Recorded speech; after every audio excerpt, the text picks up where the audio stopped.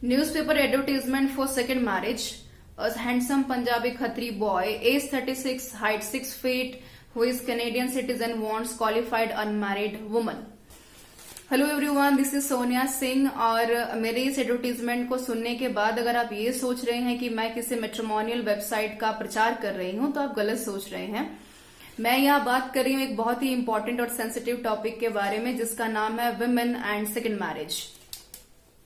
भारत में किसी भी महिला की दूसरी शादी शायद ही धूमधाम से उस तरह होती है जिसके लिए भारत मशहूर है। और किसी महिला ने अगर दूसरी शादी कर भी ली तो हमारे समाज में एक बहुत बड़ा बहस का मुद्दा बन जाता है और ऐसा लगता है कि उसने इस समाज में कोई बगावत छेड़ दी हो। वैसे तो डेमोक्रेटिक कंट्री में समय समय पर बहस होते रहना एक काफी अच्छी बात है, और खास करके जब बात महिलाओं की हो। लेकिन अगर हम अपने भारतीय समाज के दो मुंहेपन की बात करें तो हम देखेंगे कि भारतीय समाज में किसी भी महिला द्वारा की गई दूसरी शादी को किस तरह से हमारा भारतीय समाज देखता है, और इस पर बहस करने के बाद क्या हम किसी एक अच्छे निर्णय पर पहुंच पाते हैं कि किस तरह के चैलेंजेस को या किस तरह के इम्पैक्ट को महिलाओं को झेलना पड़ता है, और भारतीय समाज में भारत में रहने वाले लोगों का उस महिला के प्रति क्या ओपिनियन होता है। एक एडवर्टीजमेंट की मैं बात करूंगी, एक आर्टिकल की बात करूंगी जिसका नाम है where the second marriages in India made a question mark, जिसको लिखा था सोनालिनी मैथ्यू ने 9 नवंबर 2020 को द हिंदू में। सोनालिनी मैथ्यू ने अपने विचारों को बड़ी बेबाकी से रखते हुए कहा था कि हिंदुस्तान में लंबे समय से शादी की पहली शर्त यही रही है कि दुल्हन कुंवारी होनी चाहिए, लेकिन अब ऐसी हजारों मिसालें मिल जाएंगी जहां पर महिलाएं या लड़कियां कम उम्र में विधवा हो जाती हैं और उसके बाद वो अलग थलग जीवन बिताने के लिए मजबूर रहती हैं। सोनाली मैथ्यू ने खैर ये भी कहा कि अब इसकी रफ्तार काफी धीमी हो गई है क्योंकि महिलाएं विकास की तरफ बढ़ रही हैं और अपने बारे में बेहतर सोच पा रही हैं, और ये एक अच्छी बात है।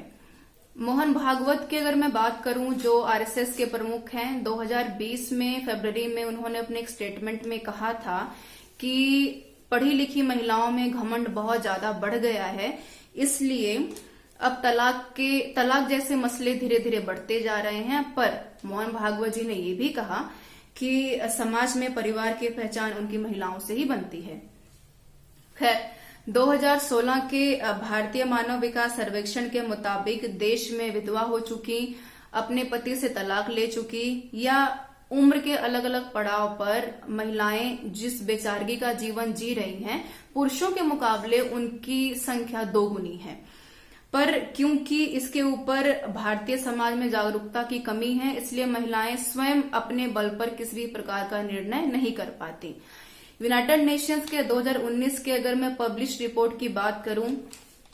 तो उन्होंने लिखा कि 2 दशकों के दौरान भारत में तलाक के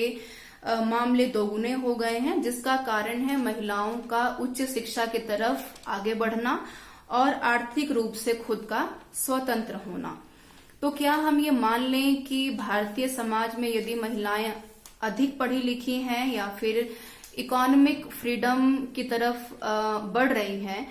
तो क्या उनके द्वारा भारतीय समाज में सोच बदली है? कानूनी रूप से अगर मैं बात करूं तो भारत में अगर कोई पत्नी अपने पति से अलग होती है तो एक गुजारे भत्ते के अलावा उससे और कुछ नहीं मिलता, और अगर वो दूसरी शादी कर भी लेती है तो उसके ऊपर सामाजिक से ज्यादा एक पारिवारिक दबाव बना रहता है, जिससे कि वो मानसिक प्रताड़ना के साथ साथ समाज में हमेशा से ही एक क्वेश्चन मार्क बनी रहती है, या फिर उसे लगता है कि वो एक बेचारगी का जीवन जीने के लिए मजबूर है। बीबीसी ने हाल ही में अपनी एक ब्लॉग में बड़े बेहतर तरीके से ये समझाते हुए लिखा कि मैट्रिमोनियल वेबसाइट्स के एक स्टेटमेंट्स को अगर देखा जाए तो हमने ये पाया कि भारत में लॉकडाउन के चलते 3 लाख से ज्यादा तक पुरुषों ने दूसरी शादियां की इस साल, यानी लॉकडाउन में, और उसमें सबसे ज्यादा संख्या पुरुषों की थी और कम से कम 20% तक की भागीदारी महिलाओं की रही।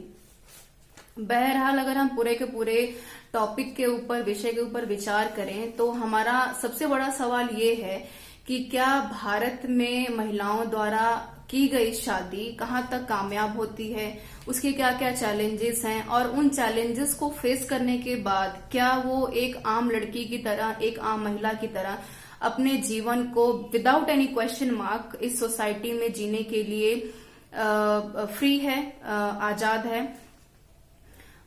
मेरा मानना है कि एजुकेशन और समाज की बेहतर सोच और बदलती हुई सोच और इकोनॉमिक फ्रीडम कुछ हद तक मेरे इस सवाल का और शायद आपके सवाल का भी जवाब दे पाएगी। पर इसमें अच्छी बात यह है कि एक महिला होने के नाते या एक लड़की होने के नाते इस बात की जिम्मेवारी हमें भी उठानी पड़ेगी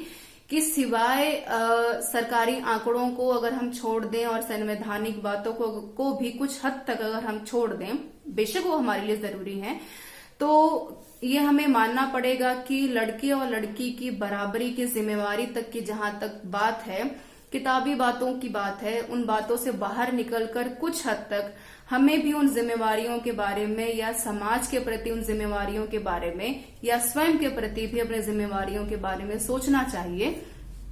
जहां पे हम स्वयं अपने पैरों पर खड़े होकर अपने बेहतर कल की शुरुआत कर सकते हैं, जहां पर कम से कम ये नहीं सुनने को मिलेगा या कहने को नहीं मिलेगा कि खुश रहने के लिए शादी करना ज्यादा जरूरी है और शादी जिंदगी में सिर्फ एक बार होती है।